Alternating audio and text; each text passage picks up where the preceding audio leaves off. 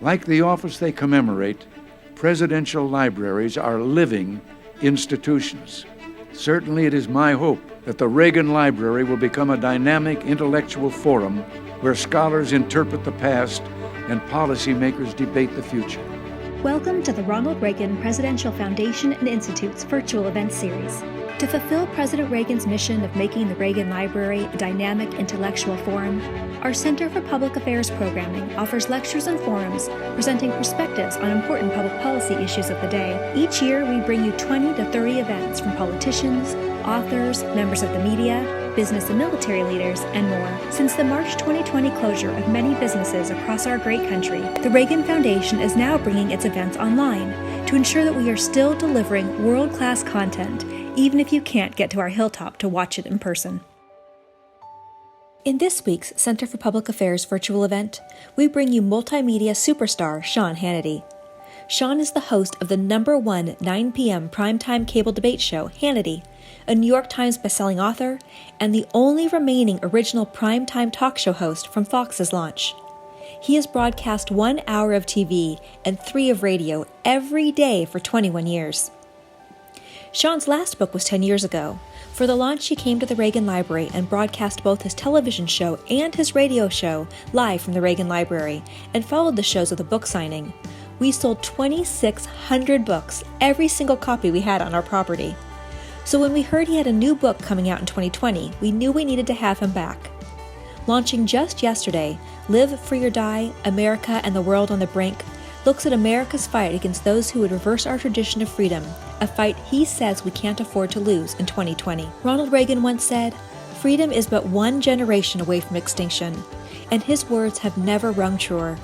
In Live Free or Die, Sean demonstrates why now is an all-hands-on-deck moment to save the Republic.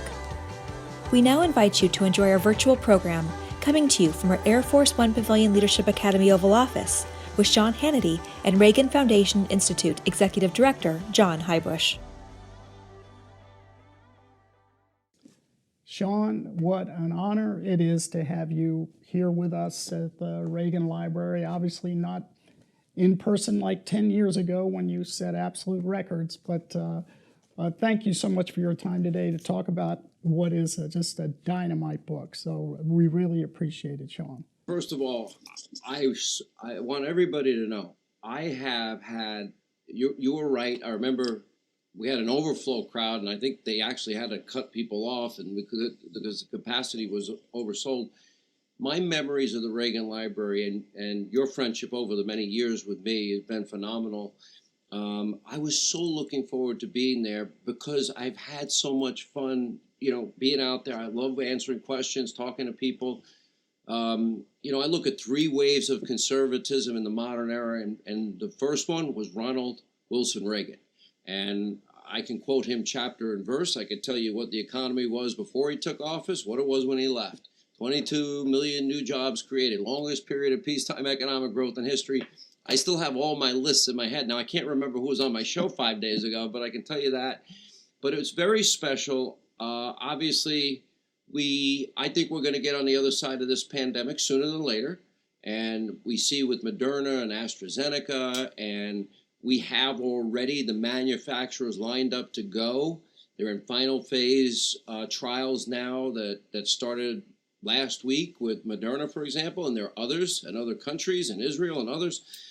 We're going to get to that. Therapeutics have definitely gotten better. And so to all my friends out at the Reagan Library, I love you all. I wish we were in person.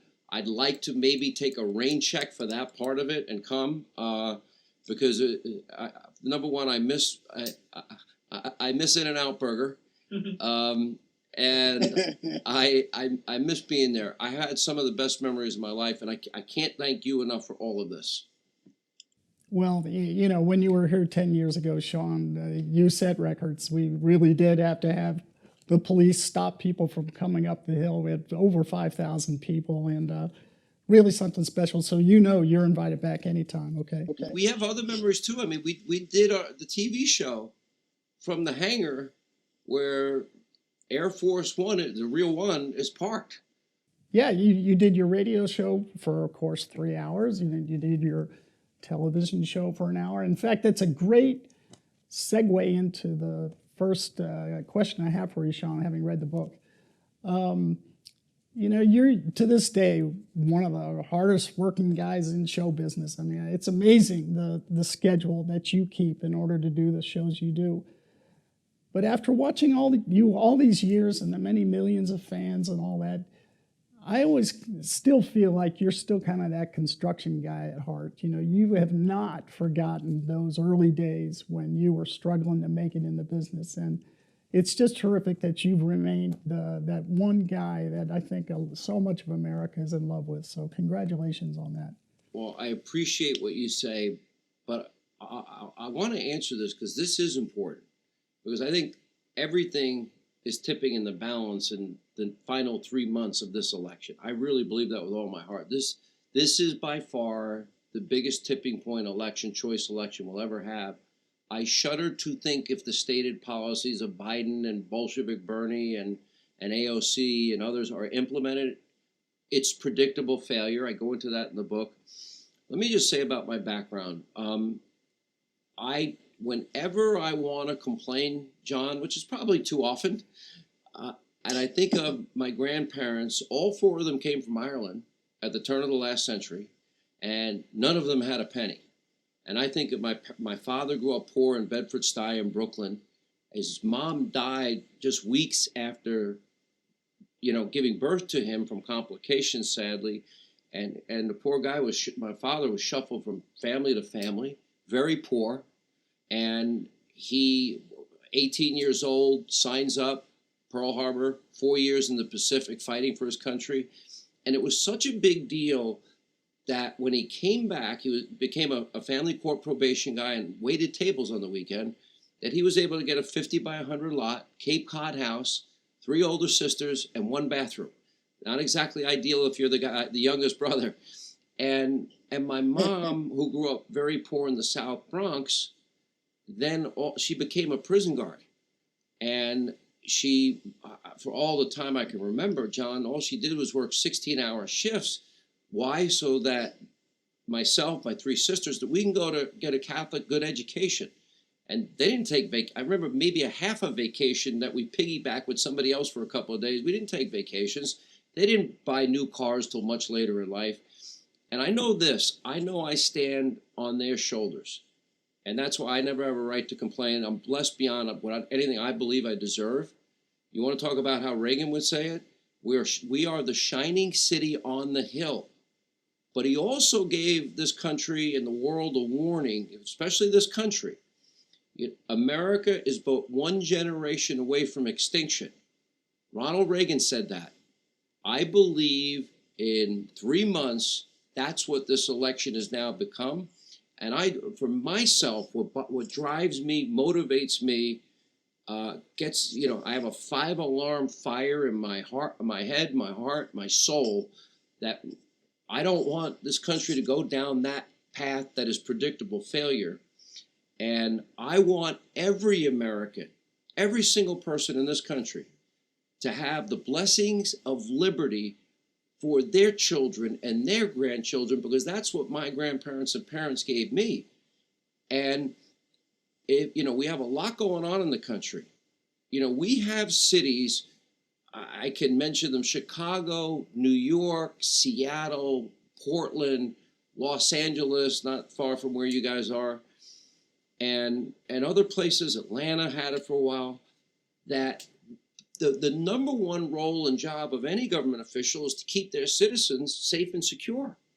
Let's see, an 8-year-old little girl shot because her mom made a wrong turn into the Chaz zone in Atlanta. A 1-year-old little boy shot next to a park in a stroller in New York. And my correspondent, my friend Lawrence Jones, interviewed the father and the grandmother. Or the 7-year-old girl that was shot on the 4th of July weekend in Chicago. This past weekend, a 9-year-old little boy was shot. I interviewed, it was probably the hardest interview I've ever done in my life. It's easier to interview a president or a head of state than it is to interview Horace Lorenzo Anderson Sr., whose 19-year-old son was murdered in the Summer of Love Chaz Chop Autonomous Zone. So this election is about, the Democrats are promising everything is free, free, free, free, free. Okay, they can't even, in all these cities, they have one thing in common, John, and that is they've all been run by liberal Democrats for decades. And on the number one role that government would have there, guess what? They have failed spectacularly. They have another thing in common. You want to know where the worst educational records are and the biggest epic failure in education? Those are the rungs of the ladder that my parents and grandparents gave me. My mom working 16-hour shifts, my dad waiting tables on the weekend, was so me and my sisters, so we can go get a private school education that they could barely afford. And I mean barely.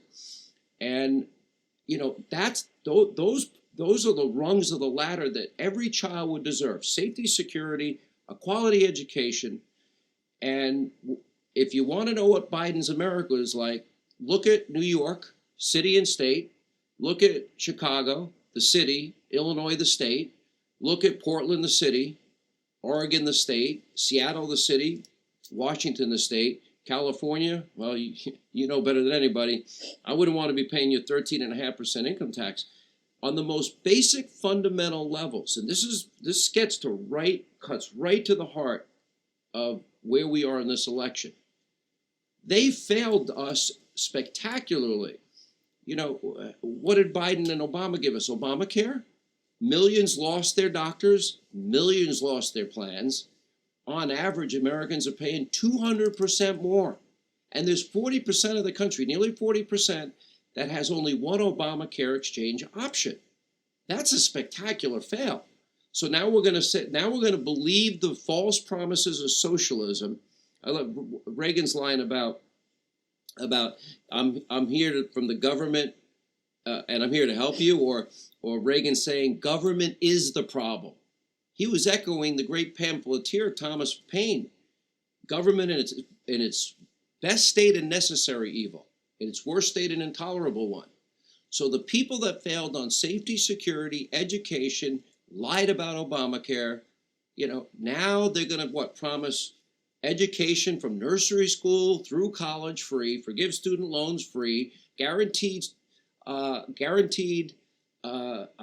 education, guaranteed health care, guaranteed government job, guaranteed wage, guaranteed government healthy food. Well, I hate to say it, I'd rather have In-N-Out Burger, which is why I also love going to the Reagan Ranch, and then of course guaranteed retirement. Well, how's Social Security working these days? Because it's headed to bankruptcy the last time I looked. The same thing with Medicare. So if everything else they promised has failed, we're going to believe that in this cradle to grave, womb to the tomb utopia, that maybe that appeals to some people on a psychological level. Oh, I don't ever have to worry again about anything because my government is going to take care of me. Well, their track record is one of failure. I actually have a whole chapter in the book, chapter 4, about socialism and its history of failure. You know, China, Bolshevik Revolution. How did East Germany look compared to West Germany when the wall was up? Mr. Gorbachev, tear down this wall. I'm in Reagan mode right now. And my Reagan's not good. Well, Mr. Gorbachev, tear down this wall. If I get it right in my head. And I will tell you, but how's Cuba doing? How's Venezuela doing? Show me the socialist utopia that we want to duplicate. Because, even Finland's government collapsed in the last year. And they often cite this. So we now have, and I know I'm giving you a long-winded response, and I'll answer all your questions. We now have the most radical candidate for a major party for president. At least in my lifetime, and I think you can make an argument in history. Because Bolshevik Bernie, the economic czar, literally plagiarizing Bernie's economic agenda, AOC's New Green Deal that the ever-confused and corrupt Joe Biden has now pledged to spend trillions, not billions, trillions of taxpayer dollars on the New Green Deal, and simultaneously eliminating the lifeblood of the world's economy. It was Donald Trump who made us energy independent for the first time in 75 years. It was Donald Trump that made America the #1 producer of energy on the planet. Then you add, his gun czar that believes in confiscation. And here's a question for everybody that loves the Reagan Library like I do. Okay, you had Biden, Pelosi, Schumer, 125 years of swamp experience. Tell me the specifics. What have they done that you would cite that's so successful? Because every time I ask people that question, they can't give me a good answer. And versus a guy that's been in office less than 4, an iconoclast, he absolutely fights. And so, he fights too much. Well, he fought and he won better trade deals with China, Japan, our Western European allies, Mexico, Canada. He fought for all that. He promised the wall. Congress wasn't going to have any part of it, even though the Democrats supported it in Obama's second term. Well, by election day, we'll have 400 miles of new wall. The judges, he kept his promises there. Tax cuts, he followed the Reagan model. Eliminating the bureaucracy, no president has eliminated more. Very Reagan-esque in my view. And for the sake of our kids and for the admonition of Ronald Wilson Reagan, I ask this. Freedom is but one generation away from extinction. I haven't written a book, John, you're right, in 10 years. You know why? Because I hate writing. It's too hard. I write a monologue every night for TV. Thank God, half of it's extemporaneous. Radio is totally extemporaneous. And I just feel like this is the moment. This is about my kids and your kids and everybody that loves the Reagan Library, your kids, your grandkids. We owe it to them because our grandparents suffered greatly so we could stand on their shoulders. So long answer, I'll cut them short for moving forward, but that's just, the primer of where I think we are. I read your book very, very closely, and when I saw you quote that line that you have, the freedom is never more than one generation from extinction, one that's known well. And I thought, this is really what this book is about. And that is, if we forget that line, we are absolutely doomed, right? And it feels like there's a lot of that, we're sliding into that zone. Right? That's what it feels like. Every page of your book is a warning, really. Look, I don't have a crystal ball. I wish I could tell all my friends at the Reagan Library, one of the most beautiful libraries I've ever seen in my entire life by far. I can't assure everybody what's going to happen in 3 months. I can only say what the consequences would be. I feel so passionately about it. On the one hand, John, as I said, I have a 5-alarm fire going on in my head, my heart, my soul. But on the other hand, there's another way to look at it. And that is America has an opportunity to double down on conservatism. Now, a lot of people doubted me when I said, I know Donald Trump. I've known him for 25 plus years, and he's not the liberal. I understand why people thought that. He donated to both parties. At one point, he was pro-choice, but he's told the story about what changed his mind. There's never been a president that ever spoke to the national right to life. Obviously, President Reagan was very pro-life. So is Donald Trump. And I think there's never been a president stronger for the state of Israel. Never been a president strong enough supporting the Christian community and freedom of religion in this country. I'll put his track record up against anybody's. And in many, many ways on policy, everybody will make the stylistic differences between President Reagan and President Trump. Okay, stylistically, tell me where the policy differences really are. Because the tax cuts that President Reagan gave us, the originalist or constitutional justices that he appointed. Reagan wanted secure borders.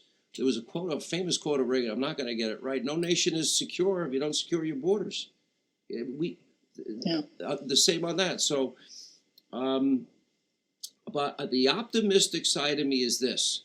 In 3 months, the American people, they have a right to send a message. And if you go back and you look at Ronald Reagan, who I've studied my entire career, I actually started my radio career in my 20s, 1987 in Santa Barbara, of all places. They rightly ran me out of town. I deserved it. But once I got behind a radio microphone, I was passionate. I wanted President Reagan to succeed because I want the country to succeed. There were intramural battles within the Republican Party that they thought Reagan was, the California cowboy. Oh, he's going to start World War III. Remember the predictions they made? Oh, Reaganomics, doom and gloom. And you had establishment types, swamp types in his era, and you've got them today. I guess they never go away. You certainly have it with Biden, Pelosi, and Schumer in 125 years. And I see a lot of parallels, and I see the only difference really being style. And, different people, I believe in my heart that God has his hand over everything. And I get more religious as I get older because I see the vastness and the majesty of God's creation. I'm like, okay, he did that. He's in control. And President Reagan was very eloquent on his faith many, many times. And I could see President Trump is delving more into his faith, probably not known by a lot of people. And I just see that the American people, all of the people that are friends of President Reagan at the Reagan Library, the American people are going to have an opportunity to shock the world again. Nobody saw this coming in 2016. If you look at the polls, they're exactly the same as they were in 2016. Donald Trump losing, although Rasmussen just had him at 51%. They don't really want to pay attention to the good polls. And I think of, let's look at it this way.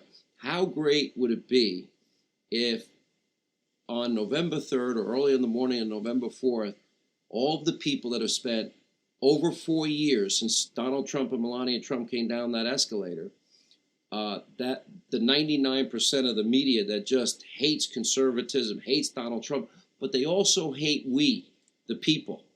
Remember, there was a whole group of Republicans, they didn't like Ronald Reagan. They made false predictions, nuclear war, all of these crazy things. Reaganomics sent us into a depression. If the media mob has to choke on the words we can now project that Donald J. Trump has been reelected President of the United States, the American people can make that happen. It's always hard for a Republican. Your state's gone. The day and age of Richard Nixon, being the governor of California, Reagan being the governor, those days are gone, unfortunately. But, Democrats start out with California, Oregon, and Washington State, New York, New Jersey, and Illinois. That's a huge electoral college advantage. I think it's 55 in California. So to win as a Republican, you got to win Florida, right? Florida's always history of being very close. Georgia, North Carolina, no Republican has ever made it to the White House without winning the Buckeye State of Ohio. Got to hold Iowa, Arizona. Then you got to pick off Pennsylvania, Wisconsin, Michigan, maybe even Minnesota will be in play this year. The one state that did not vote to re-elect President Reagan in 1984. He won 49 states, landslide re-election, deserved it after all he did. And then you got to make a play for Nevada, make a play for New Mexico, make a play for New Hampshire, make a play for, believe it or not, the 2nd Congressional District in Maine. It could decide who's the president. That's how important that district is. And I just urge that people understand the magnitude of the moment. But on the other hand, if Americans defy the media and they defy their establishment and they choose liberty and freedom over the false promises of socialism, they're going to give you security, but you're going to give up your freedom and pretty much every penny you make, as a result. Everything that made America great, that President Reagan talked about, the innovation, the ingenuity, of the American people, that's what makes America great. What makes America great? The American people make America great. Reagan talked about that all the time. Donald Trump is saying that. One glorious nation under God. One united people. We can overcome the obstacles. But as bad as the media was, think of this one equation, chapter, I think 7 in the book, somewhere in there. When, you didn't have the cable, you had CNN come on. People may not realize there was no real talk radio till Rush syndicated nationally. And that was 1988, at the end of Reagan's presidency. Fox News didn't exist, right? So you got all these cable networks that hate Donald Trump. They would have hated, I argued, Ronald Reagan as well. All the newspapers that were mean to President Reagan, they've doubled down on craziness now. And three major networks, Sam Donaldson, those great moments with Ronald Reagan, helicopter, the bird, cranked up. Sorry, what Sam? What's Sam Donaldson? So, but I do think President Trump has successfully tattooed into their forehead fake news. So the people in this country can do it. I would argue we're absolutely in it. And I think that you can shock the world and it would really be worth it. And it'd also help our kids and grandkids, because conservatism, as governed by President Reagan, and the Newt Gingrich revolution, Congress, first time in 40 years, came into power. And I would argue we're in a third wave. It's a more controversial one, but you know what? Sometimes you can't be polite. And sometimes you have I have a different style. I'm from New York. I don't mind telling you I'm a bit of a brawler. Mark Levin's a brawler. But I believe in that fight because things are worth fighting for. There's only one way. We can't have watered down republicanism. I'll quote Reagan again. We don't need pale pastels, but bold colored differences. He called it a revitalized Republican Party. President Reagan revitalized the party. Donald Trump, I believe, is revitalizing the principles, the policies of conservatism that when Reagan did it, it worked. With Donald Trump doing it, it worked. When Newt Gingrich did it, it worked. They actually got Bill Clinton to say the era of big government's over, the end of welfare as we know it. I see Joe Biden says, I'm going to go out and say buy American. Oh, why didn't you do that for 8 years? So I do have faith. I have hope. I'm hopeful every day because I shudder to think what this world would be like without this great country.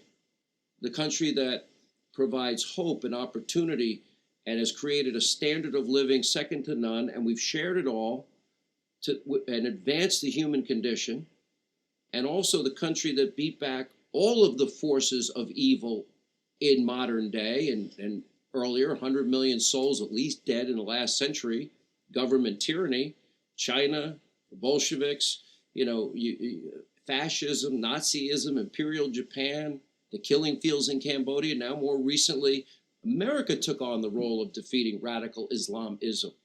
And President Trump has followed up on that as well without long entanglements and beat the caliphate in Syria that Biden and Obama couldn't beat, took out Soleimani, took out al-Baghdadi and his associates, took out the al-Qaeda leader in Yemen.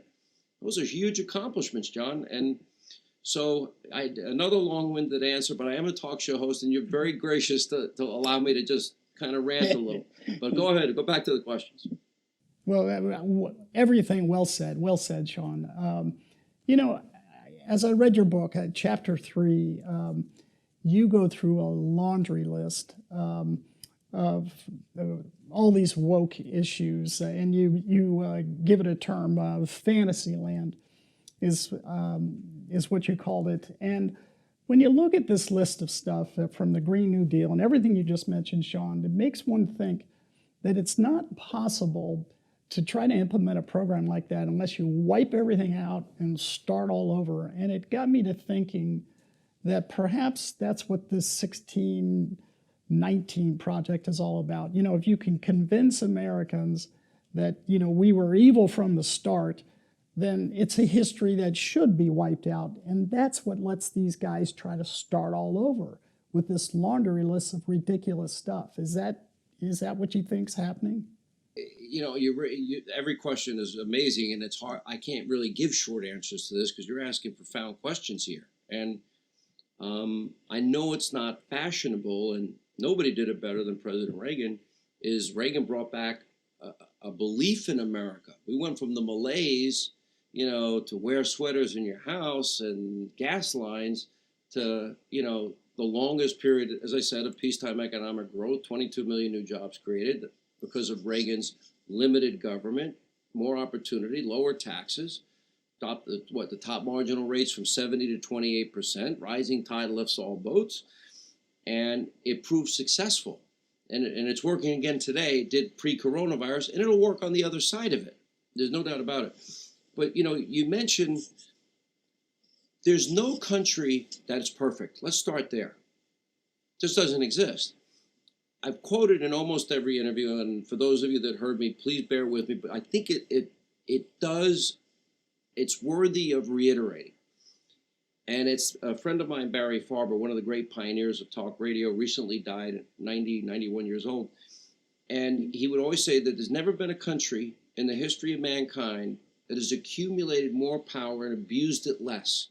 And I add, nor has there been a country that abused power less and then used that power to advance the human condition.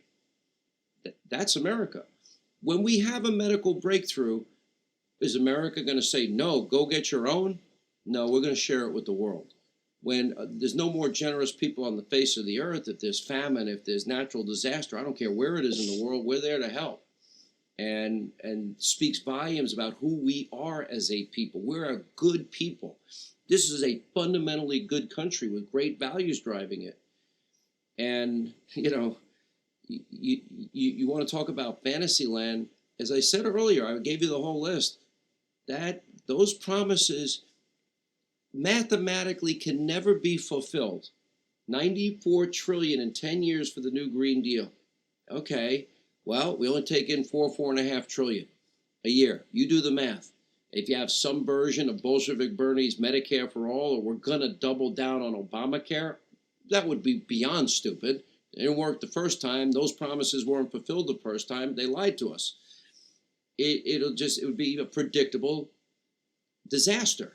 And they're going to take away the lifeblood of the world's economy, our oil, our gas, our fracking, which is, by the way, tens of millions and millions of high-paying career jobs in the energy sector.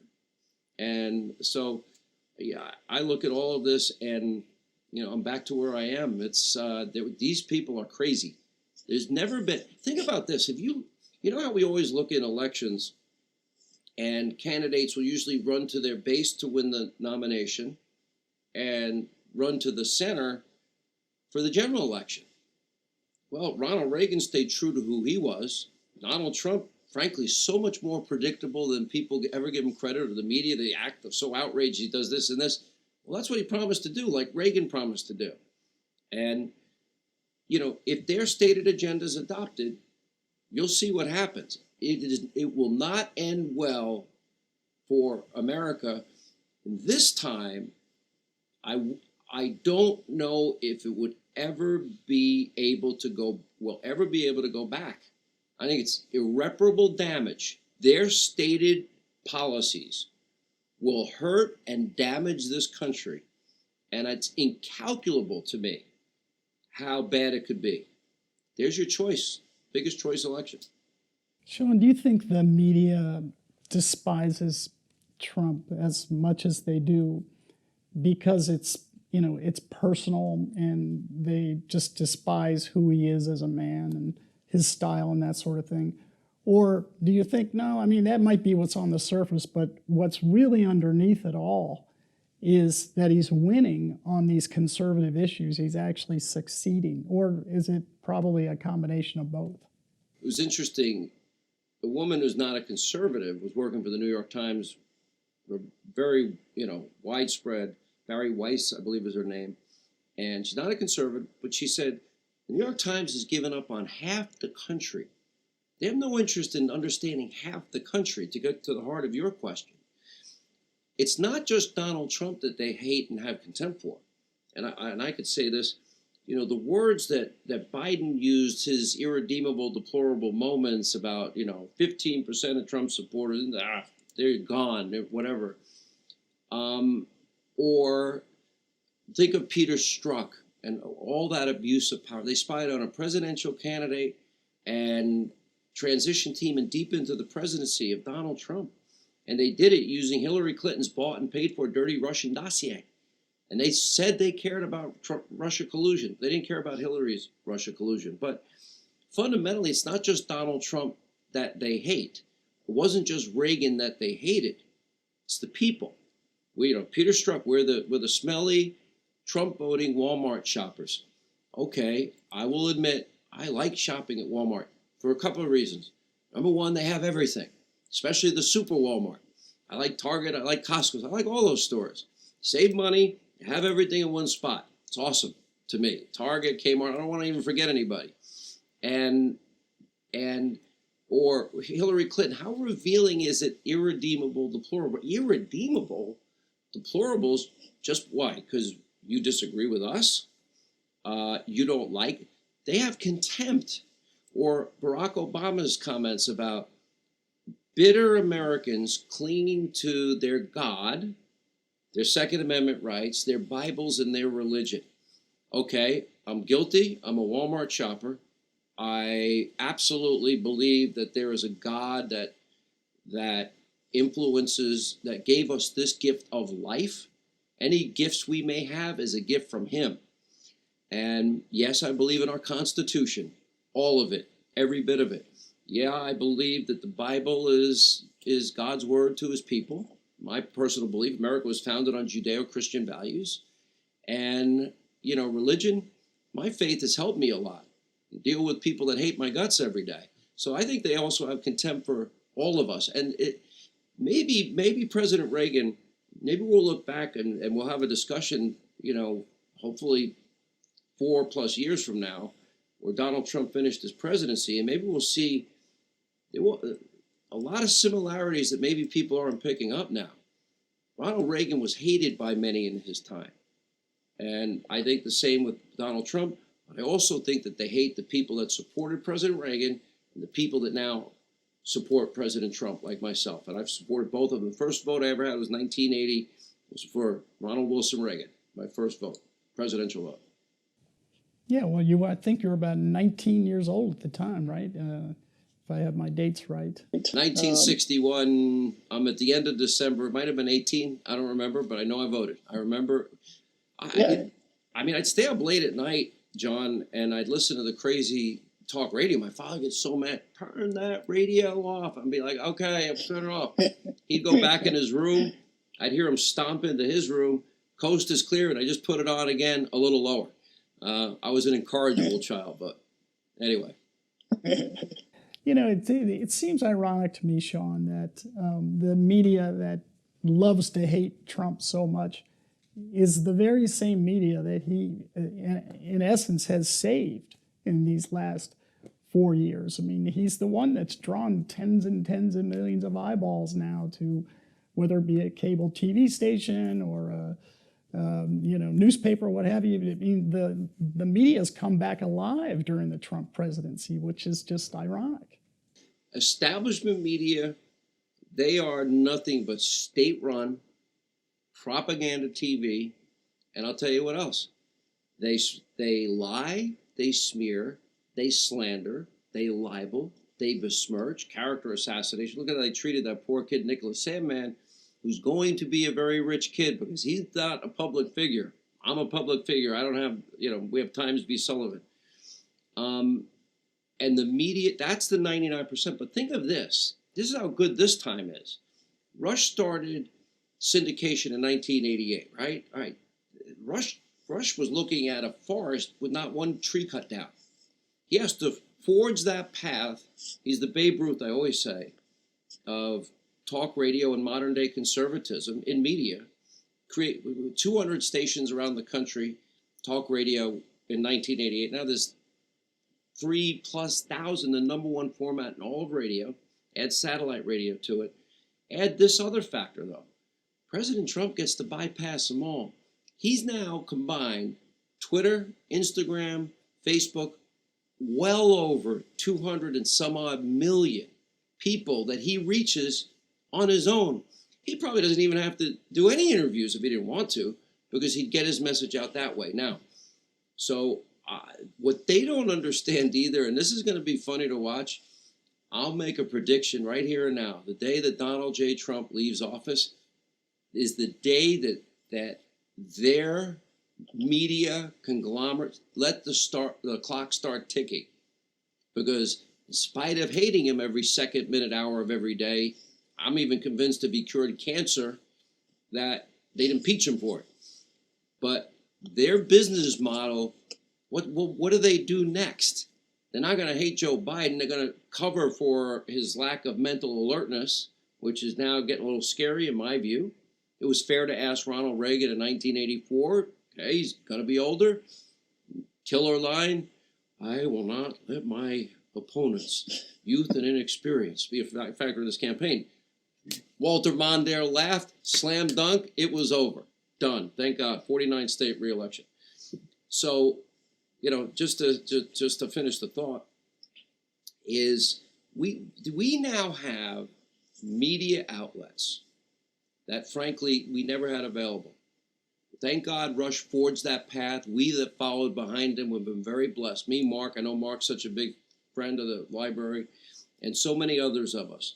I think it also created Fox, the opportunity for Fox News, because talk radio showed there's a whole section of Red America that is not only underserved, but have contempt for the lying, smearing, slander, besmirching that I mentioned about.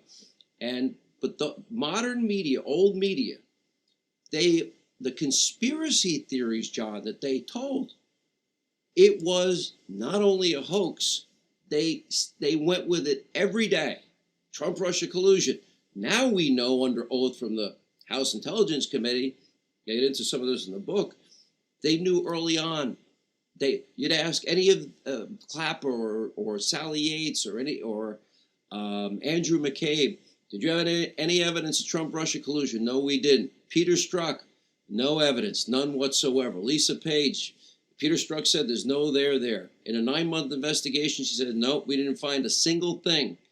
But the media went with the lie because they wanted to bludgeon and beat up Donald Trump in the hopes that they get him impeached. That failed. But then they went to the phony Ukrainian impeachment. That failed.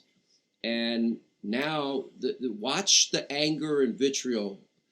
It is going to be unprecedented. But thank God we have Fox, we have talk radio, we have Skype, we have Twitter, we have Instagram. Well, I have my problems with all those social media platforms. But we have options. There are ways to communicate. And that world's changing, and their business model, bye-bye. Donald Trump's out. It's going to be, it will rock their worlds in ways they can't even predict. And by the way, I'll probably just be ready to retire.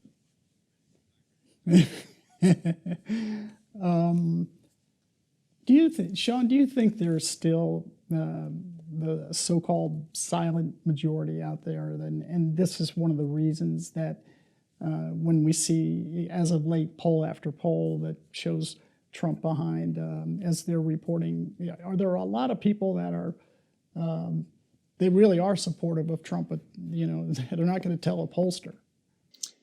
Well, the Cato Institute proved that fairly recently. They studied it. There's a lot of people that say they're not going to tell anybody what they really think. And I would say the overwhelming majority of those, my educated guess, is that, they don't want to argue with their family. They don't want to argue with their friends. But when they go to vote, that curtain closes, they're gonna vote Donald J. Trump. And they'll do so proudly. Here, maybe this is one way to analyze the re-election. I'll dovetail off that question. Here's a question. My analysis is this. All right, Donald Trump won in 2016. Has he lost his base? In other words, has he alienated his base supporters? My very strong opinion is nope. They're there. And I think because they've been so brutally unfair to him, I think they're more dedicated than ever to get out and help reelect him. And if they have to go out in their swimsuit, I'm being polite here, in a freezing hail and sleet storm or snowstorm to get to the polls, they're going to get there. Now, here's the other question. Okay, now when you get down to substantive issues, who's going to give you law and order? It's not Biden. Who wants amnesty in the United Sanctuary States of America? That's Biden. Trump wants borders.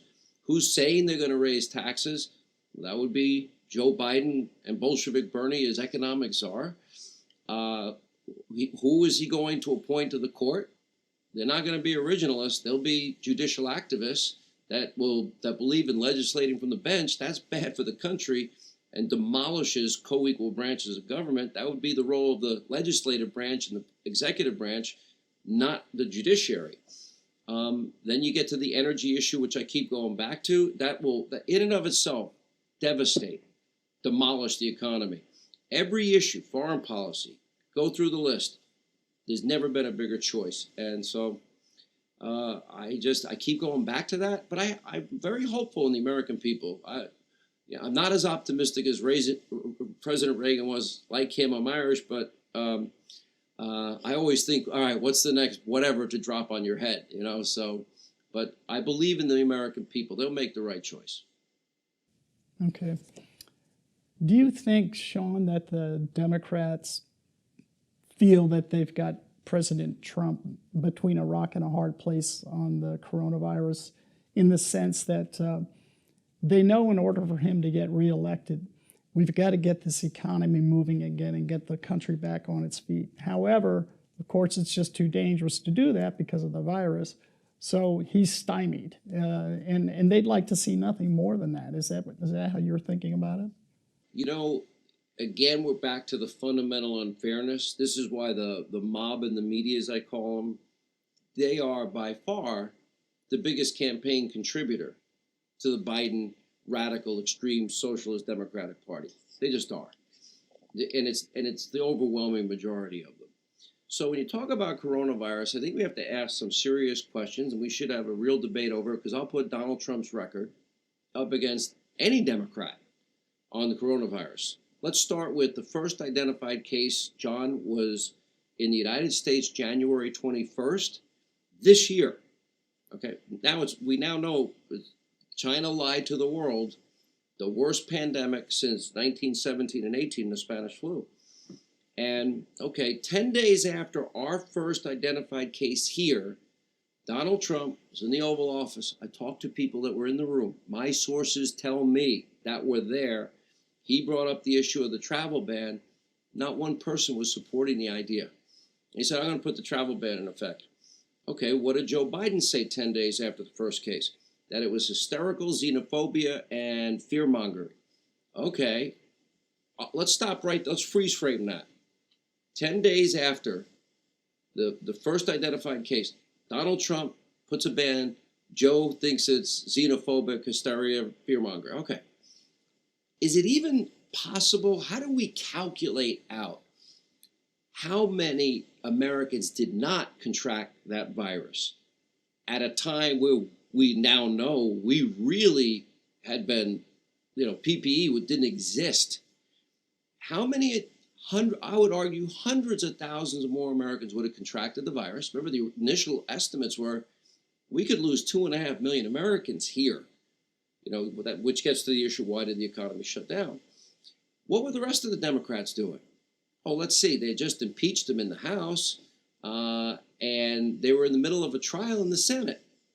And I don't remember any of them saying this is a top priority. They were out there saying the travel ban was xenophobic and racist, et cetera, et cetera. Then let's go through, I'll put the timeline of the president up against Joe's timeline. I think Joe was 3 months and 2 days later, or 2 months and 3 days later, he comes out, yeah, maybe the travel ban was okay. And the president followed that up with subsequent travel bans and a quarantine. We have not had a quarantine in America in 50 or 60 years. But he did it, courageous. Not only that, it's incalculable how many people were prevented from getting it, and then exponentially, mathematically, how many people would have otherwise died had he not taken that action. Let's start there. Biggest, best decision anybody made. Donald Trump's gut instincts work for him. And he's got them, and he's courageous to implement them as he does. All right, so then China lies, and then what do we have? We just have everything that the medical experts are telling us. Wrong, wrong, and wrong again. Every model, wrong, wrong, wrong again. I'm not faulting the medical community. China was lying. They weren't sharing the accurate information. The whole world suffered with this thing unnecessarily because we could have sent our experts in, and the rest of the world could have sent their experts in, And we could have helped China nip this in the bud, hopefully. I believe we could have. Go all hands on deck to save innocent life. Okay, so let's go to March. Because, all right, now March, everybody was saying, even in early March, you had the mayor of New York, for example, saying, here are my recommendations to go out on the town. March, 4th, 5th, and 6th, or whatever it was. It was Andrew Cuomo saying, pretty arrogantly, and ended up being really wrong in a dangerous way, we're New Yorkers, we're not like these other countries. We have the best healthcare system in the world. Okay, great. Problem was, he was wrong. I do respect Dr. Anthony Fauci. He's dedicated his life, decades of his life, to help saving lives. But again, we're lied to. I don't hold anyone accountable. I truly believe everybody was trying their best. But some people got it spectacularly wrong. And, we learned later that on March 28th, Governor Cuomo of New York put COVID patients in nursing homes and long-term care facilities. Then it was followed up by New Jersey's governor. Then it was followed up by the Democratic Pennsylvania governor. Then, Michigan, forget it, was a disaster on every level with shut down Governor Whitmer. And those decisions, the one thing that did remain constant was that younger people were not at risk by any stretch of the imagination, very few exceptions. They can get it, they can have flu symptoms. A lot of them, though, wouldn't have any symptoms or mild symptoms. But the one thing that stayed the same was that the elderly, sick, underlying conditions, compromised immune system were the most at risk. That's where, say, Governor DeSantis got it right.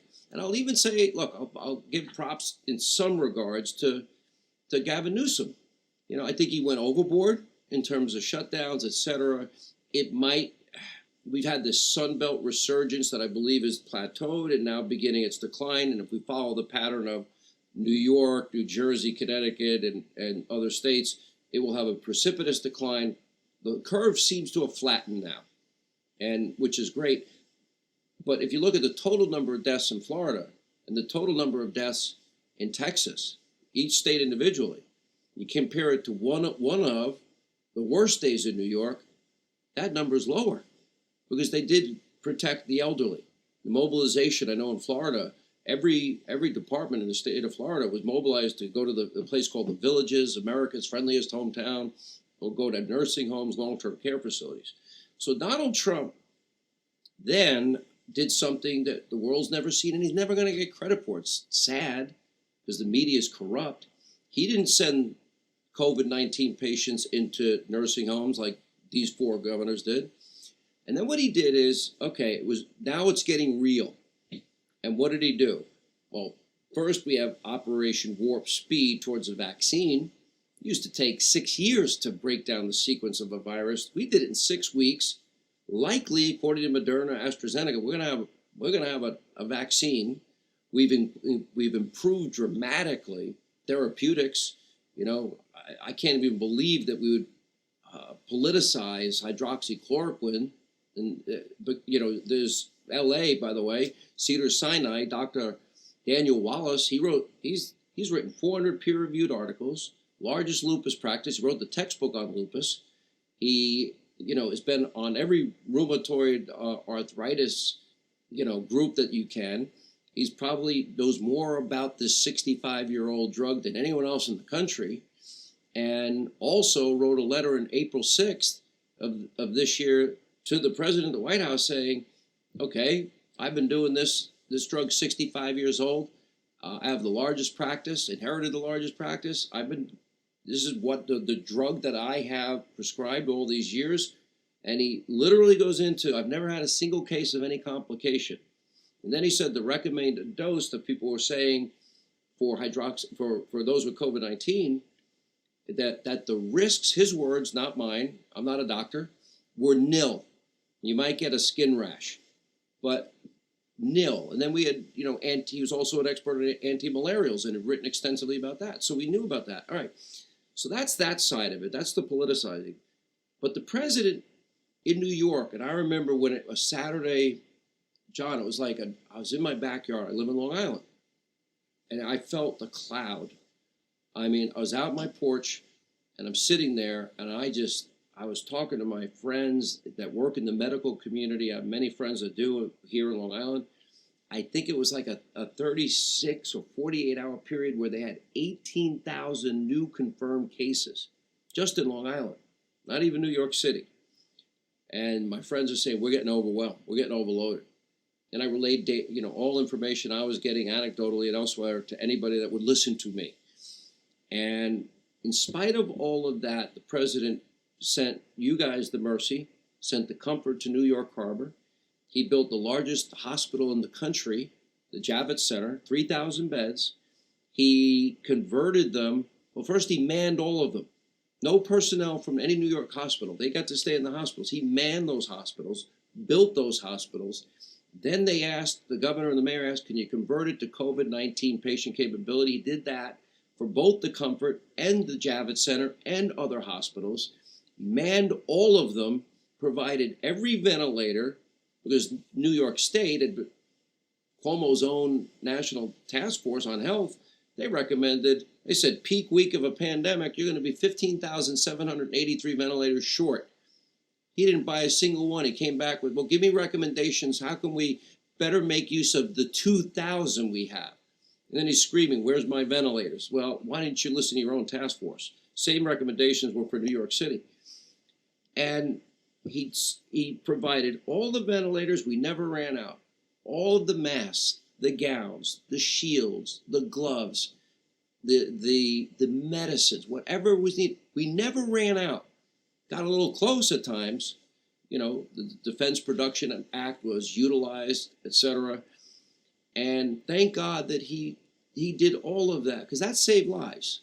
Governor DeSantis protecting the elderly population in Florida saved lives. Same in Texas with Governor Abbott. And the same with the president. They left 2,000 of those 3,000 beds at the Javits Center empty, while Cuomo was sending COVID-19 patients to nursing homes. I can't believe it. You want to know why Florida is at 6,000 deaths and New York State is 33,000? Same with New Jersey, So to get to your question, it's sad that nobody will tell that story. The media got everything wrong too. The New York Times was writing, who says that travel bans don't work, and who says it's not safe to travel to China? They said that in February. I'm like, oh, I wonder if anyone took their stupid advice. Wouldn't have worked out well, potentially, likely wouldn't have worked out well. Same with the Washington Post. They all politicize it. The president will never get credit for this. Nobody in the media wants to tell that story. I know because I lived it. I was in the middle of it. The only reason I was an early advocate of masks is anecdotally, I go shopping once or twice a week, my grocery store. I like to go to my drugstore. The weirdest question I ever get as a person in the media is, what are you doing here in the grocery store? And I'm like, shopping. Well, why are you here? And I'm like, because I like to eat, obviously. And people are very nice. But every week I would go to these stores, and they all had masks. They all had gloves. They had the plexiglass up early. And thank God, not a single person in I'd go there every week. I even interviewed this young kid, and he's 19 years old, Robert, on my radio show, because I'd see him stocking the shelves. And I mean, I'd ask him every week, is everyone okay? Did anyone here get it? Never. Same with the groceries, the drugstore. So that's why I became, anecdotally for me, that protected them. And I believe they do. The president now is fully on board. But Dr. Fauci and others were saying, oh, if you're young and healthy in middle to late March, oh, sure, you can go on a cruise.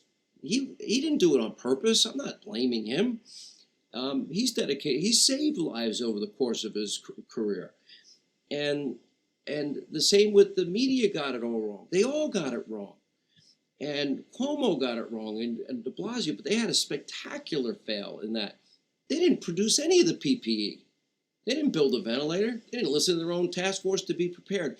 If you're in the largest city in the world, number 1 or 2 terror target in the entire world, New York City, you have the highest concentration of people in the smallest geographical area. You're talking about 11, 12 million people on a tiny island, and you're not prepared for a pandemic that your own health task force said you better prepare for. It's a matter of when it will happen, not if.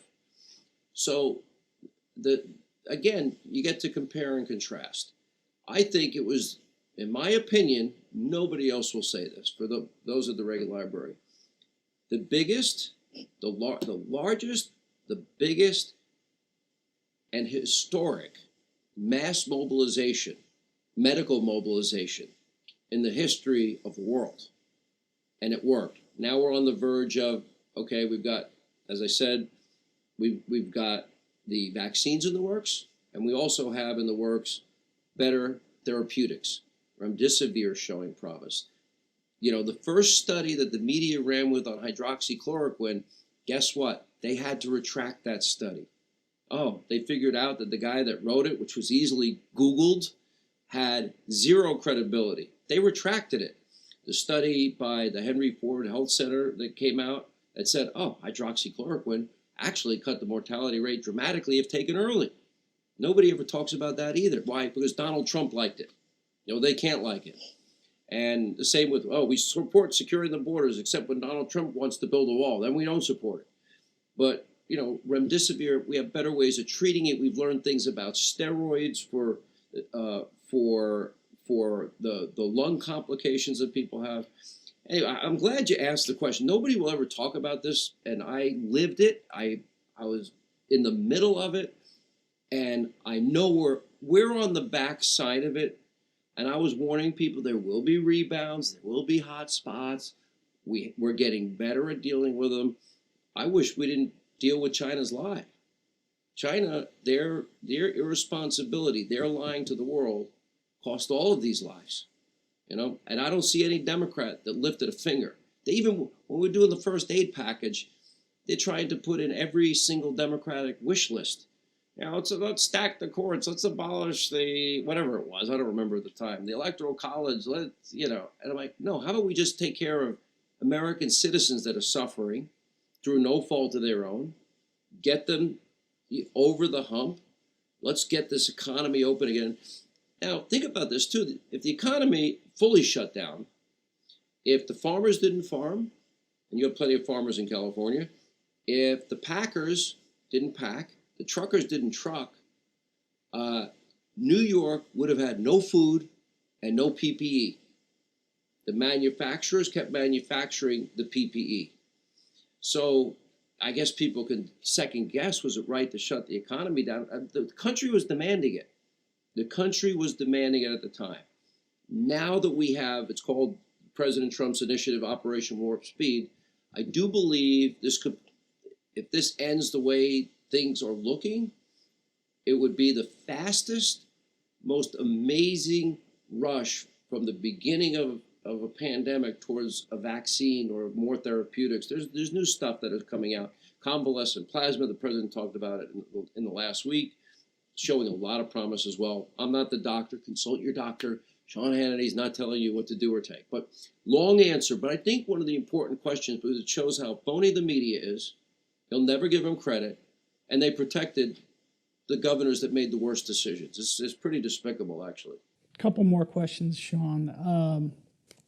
I don't know if you saw the trial balloon in the news today, but I've been expecting it for weeks, and it's this thought that maybe this basement strategy of Biden's is now going to lead to his campaign saying, well, maybe we don't need debates. Maybe we don't have to have a debate. It's not safe, or, you figure the excuse. Do you think that they're actually going to try that? Is that possible? The New York Times has now said it a couple of times. So they're trying to lay a foundation. You called it a trial balloon. I think it's a good characterization. And I would argue the American people will not accept that. They will not accept it. Now, in retrospect, and I'm the biggest Ronald Reagan fan, I would say his first debate with Walter Mondale, I got the impression, if I have to look back, my 2 cents for what it's worth, was I think they over-prepped him. And sort of like, let Reagan be Reagan. And then when he hit him with the line, as I mentioned earlier, it was over. If Biden tries to duck debate, I think that'll be game over. You're hiding something. Look, there's been enough moments now, and I'm not trying to be mean here, but it was a fair question for Reagan. It's a fair question then for Joe. Do you have the mental alertness? Because I think he'd be older, if I'm not mistaken, than when Ronald Reagan left office, when he started, if God forbid he ever won. Does he have the mental alertness, the strength and the stamina for what is by far the hardest job in the world? Because that's what it is. There's a reason presidents age before our very eyes while in office. Because you know what? It's never ending. And you always have this what if, how do I deal with? You don't know what you're going to be hit with. Donald Trump never did get hit with a pandemic. Do you think, Sean, of all these woke issues that the Democrats have raised in the last couple of years, that this defund the police movement, it seems in my mind to be the single biggest gift the Democrats could give to President Trump? I think America seeing the lawlessness in these cities that I mentioned earlier, run by Democrats for decades, and states run by Democrats for decades. You talk about woke, it's funny. Law and order, safety and security, that's job one for a politician. They're just literally, like Jerry Nadler said, it's a myth that there's violence in Portland and the cities.